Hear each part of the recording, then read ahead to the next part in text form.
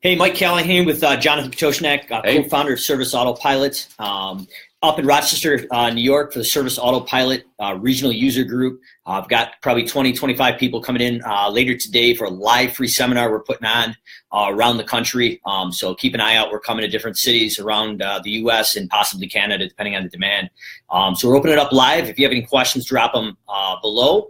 And we'll answer them live. And we've got a few pre-submitted questions. Yep, we've got a bunch through email. So I know we had one through Facebook. If you want to go ahead and remind me what that question was, we'll answer it. Yeah, to summarize the question, gentleman is in the lawn care industry, was doing direct mailing, I believe it was last spring, had less than 0.25% return on investment, and wanted to know what he should do to improve that return on investment going into next sales season. He wasn't really clear if it was mid-season, beginning of the season, but I think we have some perspective on it. Yeah. Either way.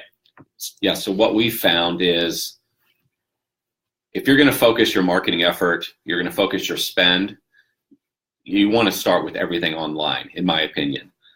That's where you're going to see the biggest bang for the buck. It's where you're going to see your lowest cost of acquisition, meaning what it costs you to acquire a new client. It's almost always the online stuff, the Facebook marketing, what you're doing with your own website, the SEO, even pay-per-click to some degree. That can get pretty expensive for many of us. A lot of times that will even outperform print marketing.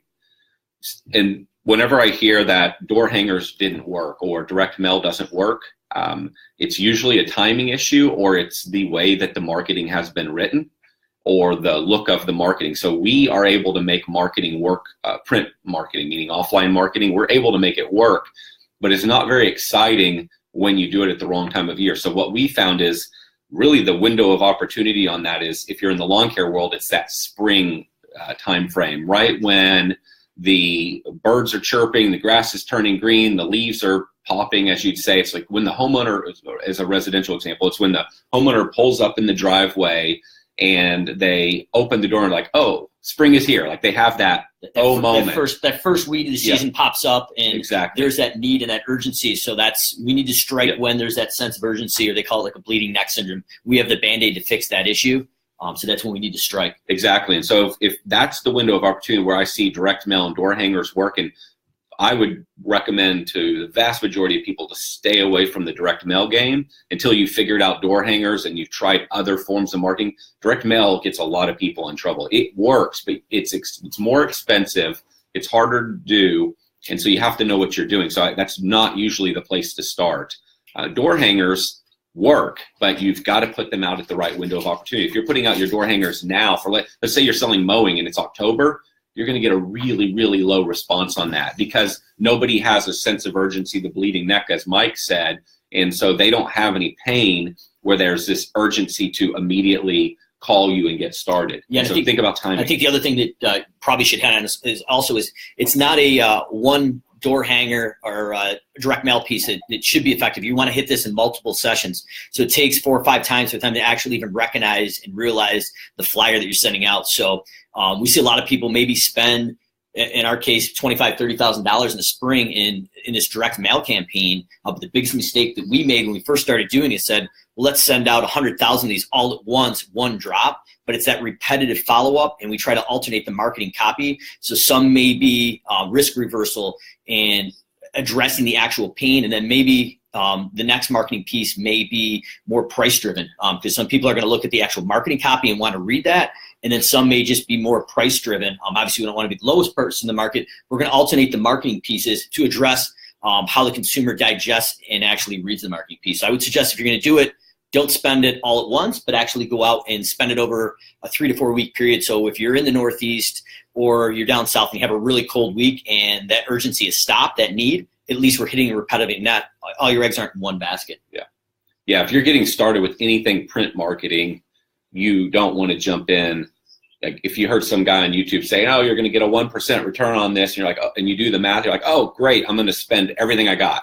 I'm going to put $30,000 into this. That is a terribly horrible, bad mistake. You do not want to do that. You want to, in that first year, test things and try things, start to figure it out. And you want to make sure you're testing them at the right time of year because you'll get totally different results in different months before you start doing print marketing on a large scale. And there's just so many factors. Yeah, so and another thing that we found really successful is we really started diving in and addressing the people we were talking to was it's hard to do at scale, but if you can get a specific neighborhood, so the Sheffield neighborhood, you talk specifically with people in that neighborhood and directly to them. So if you have the ability in your direct mail pieces like Everydoor Direct, maybe you get different flyers made and talk specifically to the neighborhood and the people in that neighborhood because it's more personable and they're going to connect to it more rather than it's a generic flyer or mail piece. Yeah, I agree. All right, if you have any further questions on that, just post it. I'll ask a couple that were emailed in. You're getting some questions. Are we? So encourage some. Okay. Yeah, so if you've got any other questions, please post them. Do you have one? I can't see the questions for whatever reason. Okay. All right, cool. So Mike, one of the things that was emailed in, this is like a quick question. So the guy said he was kind of just getting started in business. Do you have any books, a book or two that he should read? One that comes to mind is Traction by Gino Wickman. That's one of my favorites. And Built to Sell. I'm not exactly sure who wrote that. And I'm actually a big fan of Michael Gerber E-Myth. Yep. Absolutely. So my caution on Traction would be, so I agree with you. I think that's a great book. My caution on Traction would be is if you're, and I'm not sure if this person's just getting started in business, that Traction's awesome if you're a little bit further into the business. Like getting started, right off the bat, it may not be appropriate. Yeah, but it's really interesting to read that and start thinking that way, like early in the business. But I do think there's a little bit of risk if you're really small, like that. If you try to implement all that stuff, you're not focusing on the number one thing, which is selling. Yes. Like where you're at in business and where I'm at in business, it's like we should, we do. That's really important to our business. But if you're just getting started, it's really easy and tempting to get distracted by things that aren't crazy important. And the only thing that's crazy important in the beginning of the business is sell. Sell, because you've got to have gross revenue to hire people. You've got to have revenue to market. You've got to have money, and the only way you're going to have that money is to go sell. And I just see so many people getting distracted by things other than that. Yeah, and you've got to grow the business before you address these other issues, and they're going to change so quickly as you scale that if you're trying to build this exact culture and process and system too early, they're going to change so quickly that it may not be applicable. So I think you're exactly right. You want to focus on growing and scaling the business first. And basically, guerrilla marketing was the one I really liked as well. But I think the first thing is we're starting out, and it was a big mistake that I made starting in freshman year in high school with the lawn care business. If somebody taught me how to sell right out the gate, we would have been 10x down the line quicker. So that any books or marketing material that you can get on marketing and sales would be where I would focus also right off the bat. Good. So I love that Traction book. By the way, I was the book that came to mind for me is a book called Simple Numbers, Straight Talk, Big Profits. I believe that it's an orange book. If you go Google it, it's by Greg Crabtree. He's actually speaking at our conference this year, and that's probably why it's top of mind. But of all the books around money that I've ever recommended, I'd say that one and a book by the name of Profit First have been the two books that most people most easily understand. So as a business owner, you got to go sell, and you've got to understand the numbers of your business. Like you could be out there selling lots of unprofitable work, and that sucks. You're pretty much going to. So to hit on Profit First, the author Mike Michalowicz, the other book that I really enjoyed by him was The Pumpkin Plan, which is more of a marketing book, which would be very applicable to if you're getting started. Well, any point in your business, but especially getting started, is that your top focus. Yeah. So if you're that person that says, I really hate finance, I hate accounting, I hate all that stuff, and a lot of people are in that. Feel that way, then check out Profit First by Mike, check out Greg Crabtree's book, and I think it will simplify accounting for you where you'll understand the numbers of the business. Back to your first question, the first question y'all answered, mobile versus desktop on your website. You said go digital. They want to know mobile versus desktop, what's more important? From a marketing standpoint, so the question is, from an online marketing standpoint, is mobile more important than desktop? And, mobile has now passed. So individuals logging in and searching on a mobile device has passed. It varies by market. It varies by whatever the thing is you're selling. But for the most part, it has passed desktop searches. So somebody's out searching for lawn care, cleaning, or whatever, more than likely a higher percentage of those searches are coming from your mobile device. The thing about it is, though, you really have to do both. You can't just do either or. For example, if your website is constructed in such a way that it's not mobile friendly, then you're going to get penalized by Google in the search engine results. So you have to have a website that is both friendly desktop-wise and mobile-friendly. So it's not really an either-or. It's not really a scenario if you're just building for mobile. Basically, you build your website, and the language around it is responsive. You build a responsive website that when it sizes down to a small screen, it's mobile-friendly. And so it's not an either-or. You're covering both scenarios if you build your website right. And then your website, again, is nothing more than a salesperson. So you're doing pay-per-click, you're doing Facebook, you're doing these different things, and then you're driving traffic, you're driving leads, you're driving your clients to your website or to a landing page, which is a small little version of your website, or it's a page on your website. And so the website's just this core thing that you have to have, and it has to work on both mobile and desktop. And then your marketing, your SEO, your pay-per-click, like I said, your Facebook, all these other things, they're capturing traffic, they're capturing leads, and then they're sending that traffic to your website to be sold or persuaded or educated or whatever you're doing. Yeah, I totally agree. Google's got a free tool out there. I forget the name of it. You can actually check your website to make sure it is website. Page tester. Yeah, page tester. So Jonathan was right on with that. The other thing to keep in mind is why you do want the desktop and the mobile is if you're sitting at work, a lot of people are looking for lawn care, home cleaning service providers. At work, they're probably going to be looking on, hate to say it, but probably their desktop at work. But then maybe when they're on the road or at lunch or something, they're using their mobile. So we really need to pay attention to both platforms and how it's viewed because a lot of times at downtime at work, people are looking for different things like getting the lawn cut or the home clean for the weekend. So we need to be aware of both of those as well. Yeah, I agree. So there's a question here. It says, how do you feel about implementing a system like ClickFunnels instead of a traditional website to collect leads? I'm familiar with ClickFunnels, and I've never personally used it, so I can't say. Do you know anyone that's using it? I mean, I don't know anybody personally. I can't speak to it personally, but it seems like a pretty solid solution. Yep. But I think if you want to put the time in, you can create landing pages and do a lot of the work yourself. So it's internal with some different systems. But yeah, the dilemma on a platform like that is simply that if you ever quit paying for it, you got to rebuild everything. However, I will tell you that the guys that own that company, the world that they live in from a marketing world, I kind of live in that same world, and they absolutely know what they're doing. They're super smart marketers. They know how to write copy. They know how to construct pages. They do a lot of testing. So my opinion, without having ever used it, would be that these guys know what they're doing. And so if you're using their pre-built templates, it's been tested, and it probably works. So I'm not negative on it. I just don't have enough experience I haven't personally tried it, so I don't know what all the pros and cons are. But if you need a shortcut to copy that works, landing page design that works, layout that works, that's a fast way to get it. Yeah, I agree. Tony wants to know, what do you think about an application for employment on the website? From who? Tony wants to know, what do you think about an application for employment on your website? Okay, that's a good question for you. So the question is, what do you think of an application on your website for employment? Absolutely love it. It's something that we do internally in our company.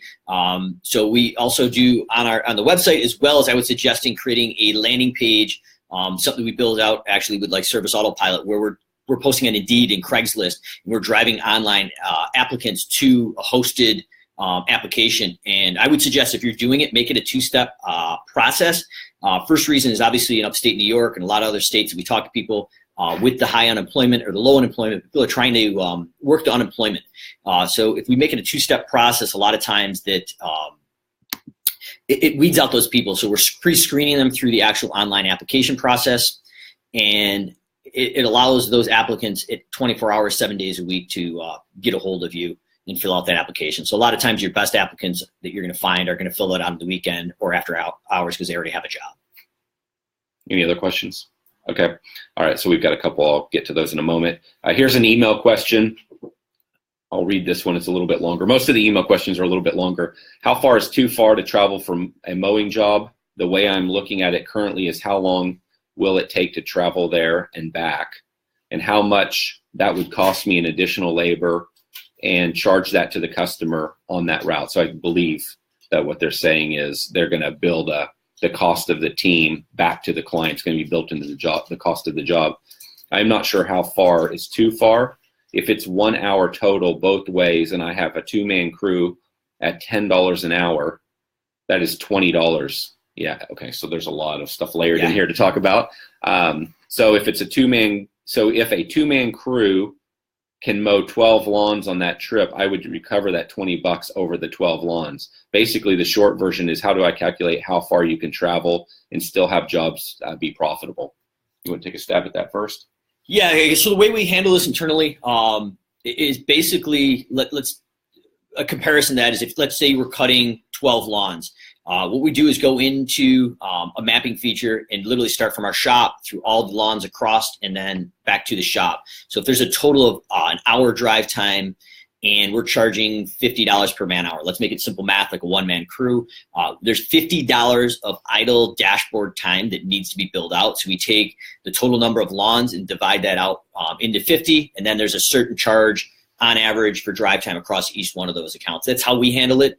It's not perfect math, but across 350 lawns a week we're cutting, it does work out the math on average. So we're recovering the idle drive time across all of the jobs. Now, if you're doing a one-time maintenance job like shrub pruning or mulch install or something like that, we need to take literally from the shop to the actual job and back and spend that $50, that hour trip, round trip, just to that job. But the things a lot of times that we miss is what about the loading and unloading time at the shop, and as well as going to the nursery or picking the mulch up, or if you're doing it at your own shop, the load and unload time with like a skid steer or a tractor.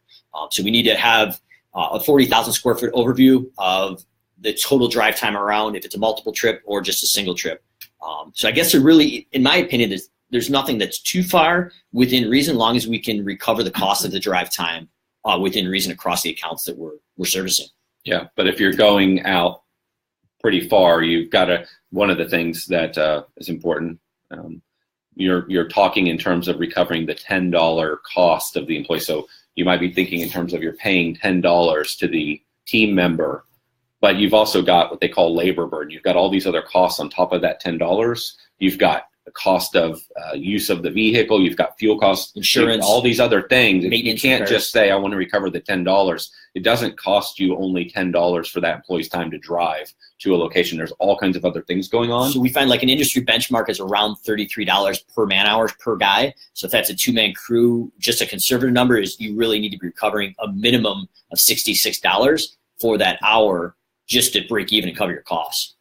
And so there's lots of things to think about here. So if you're saying, okay, I can make spreading my marketplace out work because I can recover some of the drive time cost by building it into the jobs or allocating it across multiple jobs, there's other things to consider more than just the financial ramifications of that. For example, as you spread out your market and you're serving all different types of clients, it waters down the type of marketing you're doing. So now you're doing some really high-end clients, you're doing some medium clients, you're doing some commercial potentially. Now, who is your client? Who's your ideal? Who are you talking to? What's the voice of the company? You're now trying to serve lots of different people in different areas, and so your whole message becomes watered down, or you have a limited amount of marketing spend and you spend it across a big market instead of a small market, so then the marketing doesn't work as well, or you spread out your market because you can recover the drive time cost. But then what happens is you've got some clients that are complaining and they live out some of the further areas. Do they get the attention of other clients? And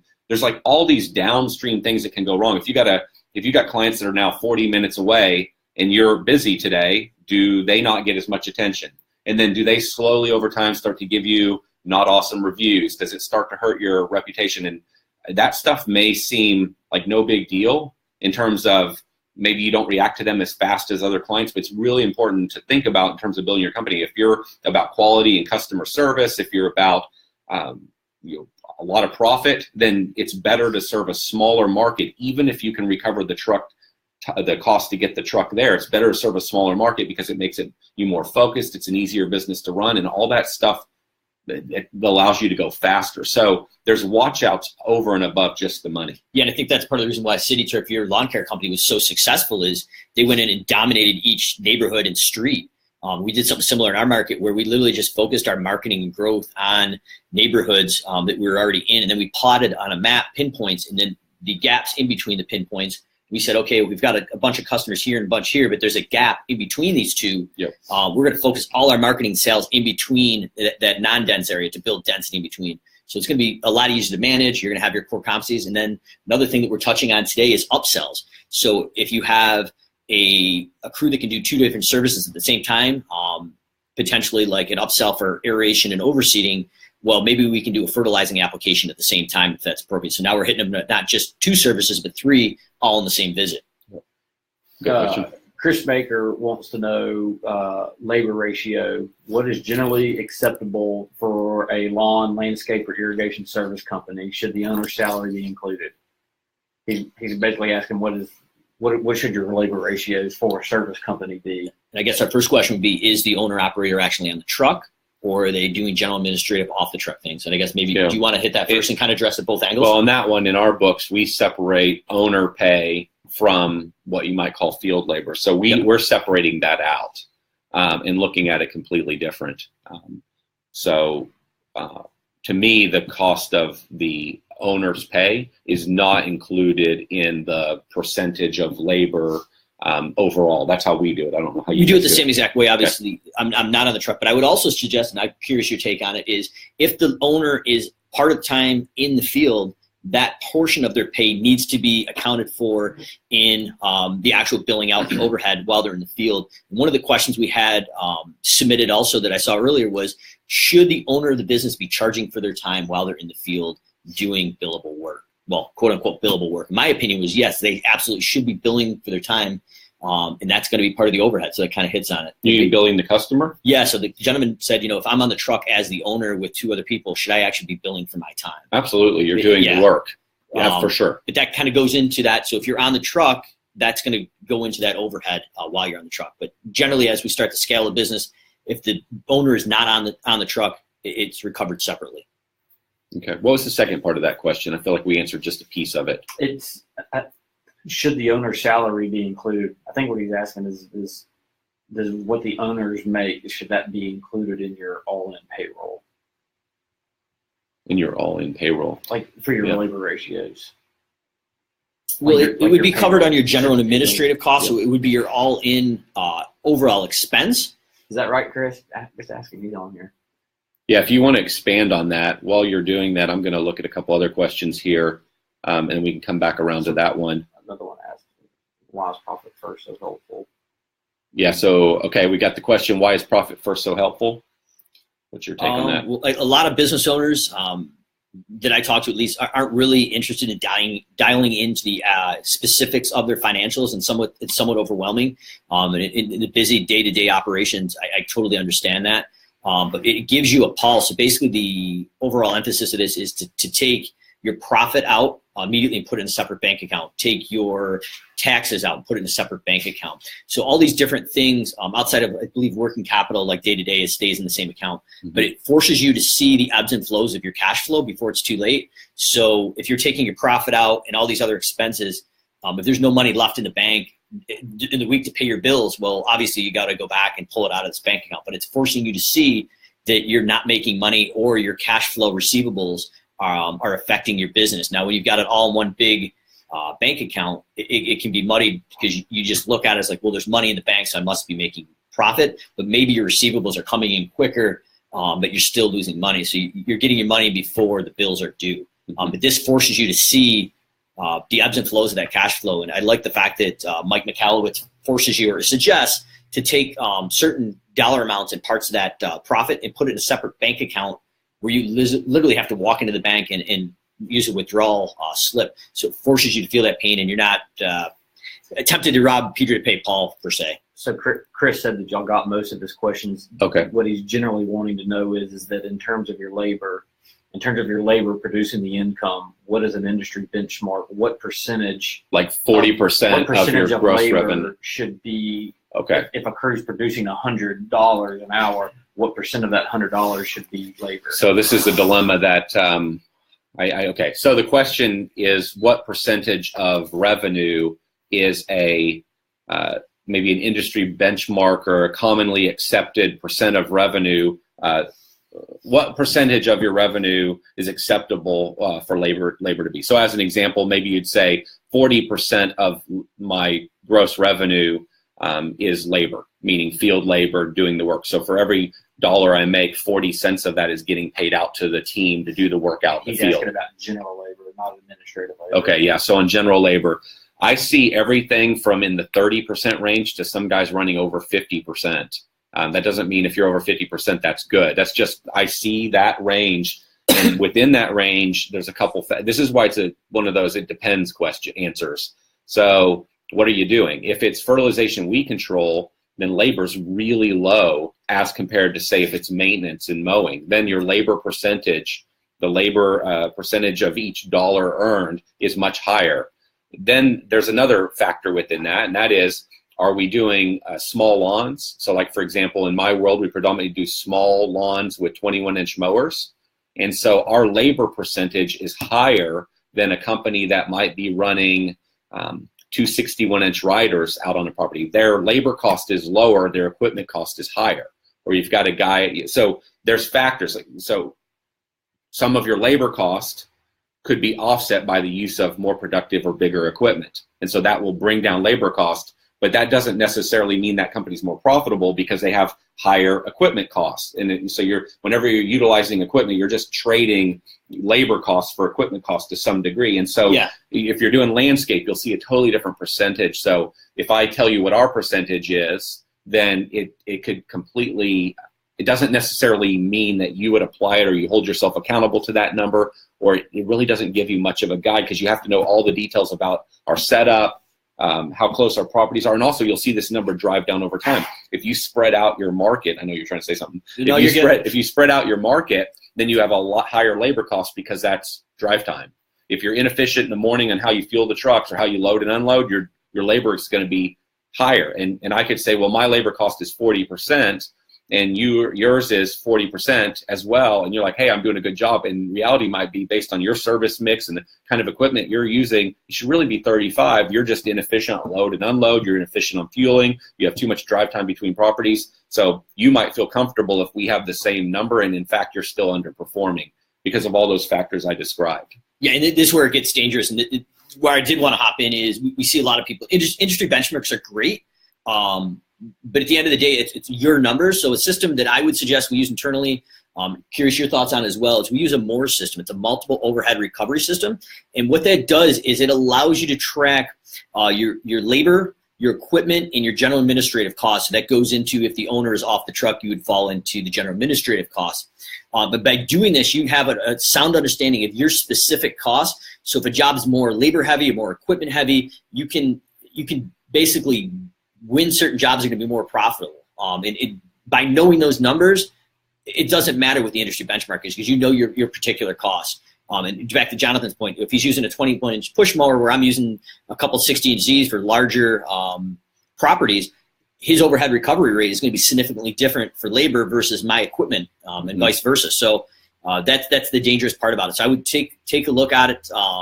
Charles Vanderkoy, great guy, passed away. I believe it was this year. It was a trailblazer in the lawn care industry, but he's got a book that outlines it. So that would be another book I would look at. But he breaks out the overhead recovery system for the MORS system, the multiple overhead recovery system, and minus the single head recovery system. I prefer the MORS. So yeah, if you had any I'm following them.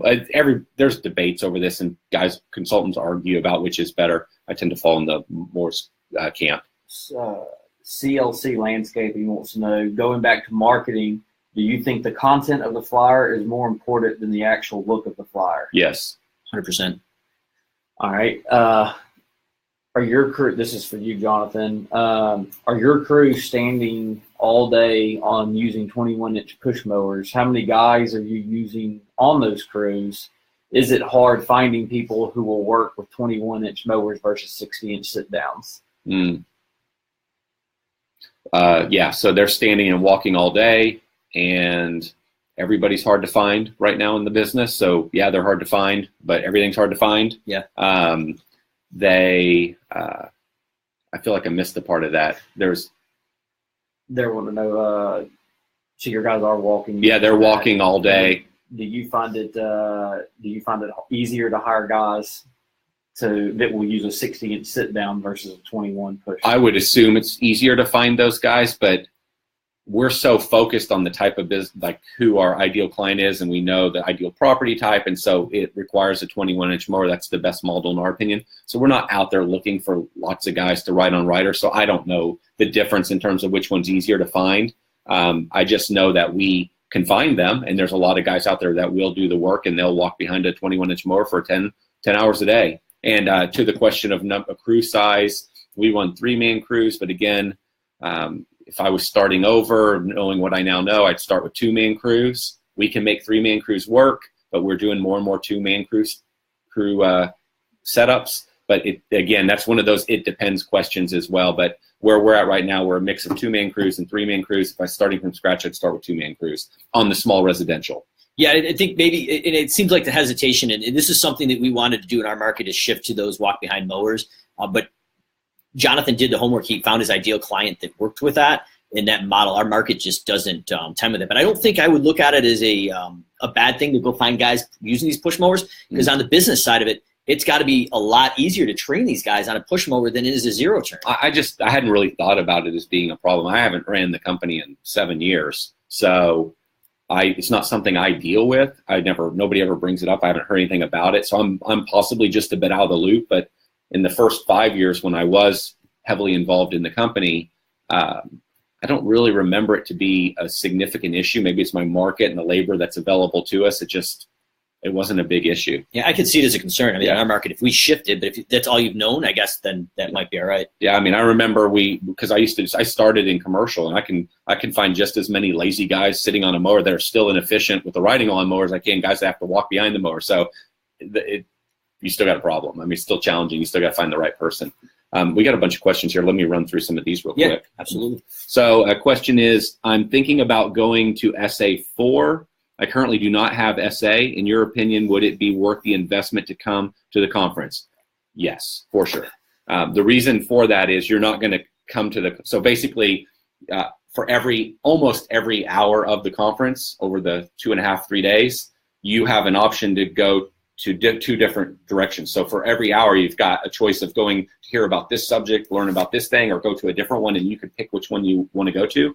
So you could literally come to SA4 and never do anything related to Service Autopilot. You could do things around finance and marketing and hiring employees and getting an employee handbook and all these other things. You could go down that, as we call it, that track, and walk away with all that information and knowledge and never have even looked at anything Service Autopilot related. So it's not a scenario where you're going to come and like, oh man, 40% of the time was spent on looking at Service Autopilot software and learning about that. I don't even use it. You can 100% ignore Service Autopilot and just come get all the business stuff, come to the cocktail hour, come to the parties, come to we serve you breakfast and lunch, all the meals, come to all that stuff and network and hang out and meet other people, and you'll get a huge amount of value. So I wouldn't in any way be bothered by not using Service Autopilot. Maybe you're not even interested in Service Autopilot, it's fine. It wouldn't bother me in any way. It will not diminish your return on investment for coming to the conference. Just SA4 is Service Autopilot it's a fourth conference. If you're SA4 is. Yeah, Service Autopilot. Yeah, I would suggest it too. I've created friendships that have lasted a lifetime from these conferences. We literally talk once a week. We go help each other with our businesses. So you're going to meet people that aren't in your market that are doing different things that can give you a new spin on the way maybe you should be doing it. Because if we're stuck in our own market and we're seeing the way everybody else does it, it exposes you to new ideas. Yep. Somebody posted, David posted Thumbtack. Is that a question possibly about is Thumbtack worth it? I'm going to just assume that's maybe what you meant, David. I don't do a lot with Thumbtack, but I just yesterday afternoon I had a conversation with a guy that he's 19. He's built his business up to a number of crews now. He doesn't even have a website, and he's built it across Facebook, Thumbtack, and several other sites, and he was really positive on Thumbtack. I just don't have as much experience with it. I'm totally familiar with it. It's not an area that I've spent a lot of time on, but I've heard other people say good things, but I've also heard a whole lot of people say negative things. So it sort of depends how you use the tool, the amount, how you invest in the tool. It depends on your market, things of that sort. But it's just one of a ton of online marketing sources to get leads. And my opinion is you got to show up and just try things. So test things, try things, see if it works for you. But I'm not negative on it. I try it. Another question is, what's your opinion on prepays? I'll give you this is David again. Go do a little a search on YouTube like Lawn Care Millionaire Prepay. I'm sure I've got some videos out there. I don't like them. I tend to fall in a very different camp than most people. The reason I don't like, I understand the logic behind prepays. The reason I don't like prepays, and it's a little bit my perspective, I don't have money problems. And so it's very expensive money. So if you say, well, we're going to give you a 5% discount, you're not really giving your client a 5% discount. Like the cost of, and this is too long for this video, but if you understand the internal rate of return and the cost of money, when you say, I'm going to give you a 5% discount to prepay, you're not really only giving them 5% discount, meaning you're not paying 5% interest on the money that you're loaning them, because essentially when you do a prepay, it's about interest. Some of that money costs you, and again, this isn't going to make any sense, but some of that money essentially costs you as much as 20% interest based on the timing of when you get paid and when you deliver the service. So I'm negative on prepays because from my perspective, it's very expensive money. And I would rather use a line of credit in most cases than a prepay. And I understand there's arguments like, hey, if we do prepays, they're more likely to stay with us. And there's also creative uses of prepays that do make a lot of sense to me. But as a whole, most simple answer, just remember prepays is not, it's way more expensive money than you think it is. Just go do some Googling on it and you can find out that answer. Yeah, that video you made was really, honestly, was an eye-opener to me.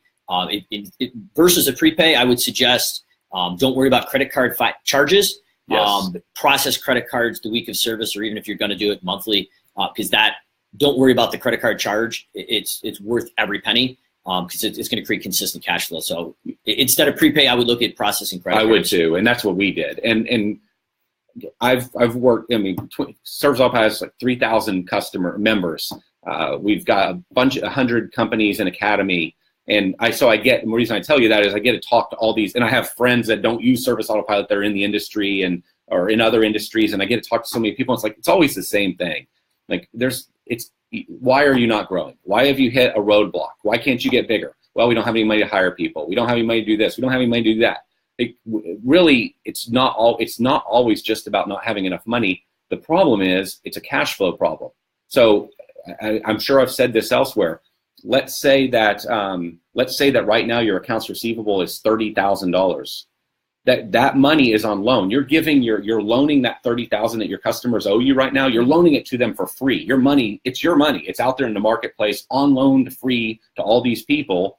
And if you were to bring that money home, meaning you were to get paid faster, you'd immediately have $30,000 more in your bank account, and that means your average daily bank account would be higher. For many companies, if they just got paid faster, they'd find $4,000 a month that they already have. It's just on loan to other people, and they could go hire an operations manager. They could hire somebody to work in the office, and then that would free them up to go sell more work. Yeah. And so it's short-sighted to say, oh my gosh, I'm gonna have to pay 3% on credit card processing.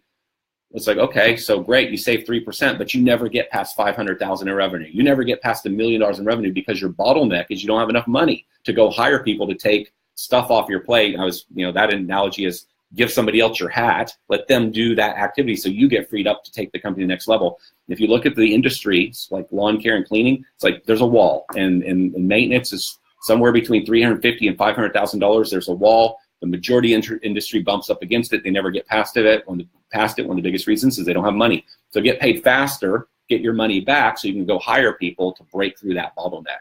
So I couldn't be a bigger fan of credit card processing, even though you're giving away potentially 3% of your revenue. It's like, who cares? Would you rather be small and save 3%, or would you like to be big? I'd rather be big. Yeah, I'd rather go big, and especially if you're in a seasonality place like the Northeast, that cash flow situation becomes more important because all your expenses are really front-end loaded because you only have a month and a half to 2 months to make all your sales. So that was a big game changer for us, is trying to shift, majority of our customers to that credit card model, because you could just see the cash flow literally open up over days. It was unbelievable as we shifted people. So we got a bunch more questions, but we need to wrap it up since we're about to get going here pretty soon. Do we have any questions okay, so let's just pick out a couple more here. Sorry to everybody that didn't get their questions answered. We'll do this again. The question is from Travis. If you were to start over, would you include weeding on your mowing crews, or would you separate it? I'm assuming we're talking about hand weeding the beds. The dilemma is I don't know how to separate it and make it profitable. So again, imagine our scenario. Our scenario is small residential, tons of small residential. I just don't I don't know if we could have a profitable truck that goes out and does nothing but hand weeding. Honestly, it's something we don't do. I guess the only thing that would, in your market, I think it makes complete sense. In our market where we're not using those push mowers, we've got to look at if we've got one or two of these zero turn mowers sitting on a trailer, what that overhead per hour. So are you making enough or covering enough for that equipment to sit idle and not recover it? Yeah. So I think it goes back to knowing your own numbers and not following your competition. Is your equipment set up in a way that'll allow it to sit idle and still draw a profit, or a separate truck like a Ford Ranger used with one guy bebopping around with some major density? So I guess it depends on your equipment setup and your overhead, right? Yeah, I just don't know on that one. We never tested it, and this is why we ended up with the 3-man crews, is because we do have a bunch of jobs where you do hand weeding, and so it's that third man. There's always a guy that finishes early, and when he finishes early, he can do the hand weeding, he could do door hangers, he could do 9-arounds. If you do pooper scooper business with your maintenance business, he can do that.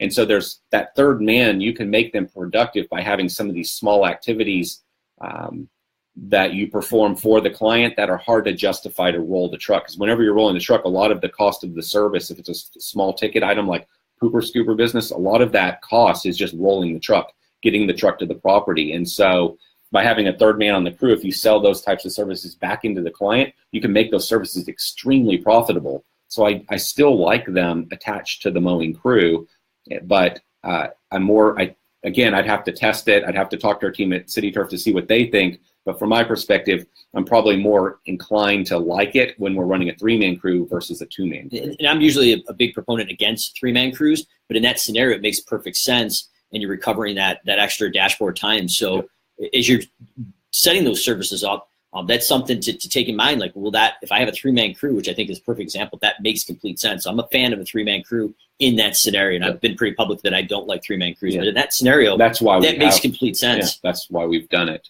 This will be the last one. Okay, last question. I think this will be an awesome one to end on. If you have a 6-acre residential lawn mowing account, but it has 25 yards of mulch that needs to be spread, will you take on the mowing because of the size of the landscape job? No. Basically, that you don't want to do the 6 acres of mowing, but because of everything of all the ancillary services, will you take it on even though it's not a good fit? Okay, so in case you couldn't hear that very well, so the question is, I've got this opportunity for this awesome landscape mulch, recurring mulch revenue. It's a huge job, so it's worth a lot of money. Mulch is really profitable, at least to me it is. I'm assuming that's the case for others. And so I don't want the maintenance account, but I want the mulch and all the money that comes with it. But I need to take the 6-acre mowing account. For me, absolutely not. No way would I take it because it's a distraction. I mean, the game of going fast and building an interesting company that's highly profitable is about saying no all the time to everything that's not in your core focus. That's a distraction. And it's so easy. It's like, oh, hey, we have this one more account. Here's our service market. I've got one account. It's just 5 streets over. Let's take it. All right, we take it. Then 3 weeks later, I got another opportunity to get another account. It's 3 streets from that one. And before you know it, 2 years from now, you wake up and your service market's this big. It happens in every element of the business where we make concessions and we end up with this complicated business. And the only way to build a good, profitable business that doesn't ruin your life is to be a hard ass about what we're going to do and what we're not going to do. And that's been a hard lesson for me to learn. And so this is not coming from a place of like, this is how you should. This is coming from lots of pain in my life for not being that person. So I can say without question, I wouldn't even entertain that phone conversation because I know what it leads to. Yeah, I think if you can position your core competencies, your core services, you should probably only have 2 or 3, and that's all you focus on. Worst case scenario, maybe you have to subcontract that out. But I would stick to those 2 or 3 core services, and you've got to say no. And another thing this kind of comes into where you got to say no is don't overbook yourself. Know your limits with your overhead model. So literally when we hit 600 residential driveways when we're plowing, it's hard to say no because literally it's the neighbor or the person across the street. But as soon as you start bending the things that made you successful and keep your core operations functioning the way they are, that's when things get wonky and you start losing money and you lose credibility and you make your core customers that are making the money unhappy because you're trying to make everybody happy the things you're not good at. Yep. So stick to it and hold your guns. And to circle all the way back to the beginning of the conversation, and one of the questions was, what book should I read? You recommended Built to Sell? Yes. Was it Built to Sell or Built to Last that you recommended? I think it was Built to Sell. Okay, that's what I heard in my head. So Built to Sell is a fantastic book, and it's one of my favorites that you mentioned in that list. I would read Built to Sell. It makes exactly the point that I just described. It's about creating a company that is very sellable at a high multiple, but it talks about that simplicity and that focus. And so if you want a little more information on what we just talked about, go read that book, and it will basically restate what we just said. It's a great perspective too, because the guy has a business and he takes 6 or 12 months, whatever it is, to rebuild the business to actually sell it for a higher level. And the perspective of it is unbelievable. And it relates to any service industry, whether it's lawn care, home cleaning. But it's a good read. And if you're not into reading, Audible books are great too. The audiobooks, I love popping those in when I'm driving around in the car. Yeah. Cool. Well, thanks. Sorry we didn't get to a lot of questions here, but we'll do that when we do this again. See if another one possibly before SA4 or leading up to it. Absolutely. I can do that. So thanks for being here. Have a great week. See you guys later.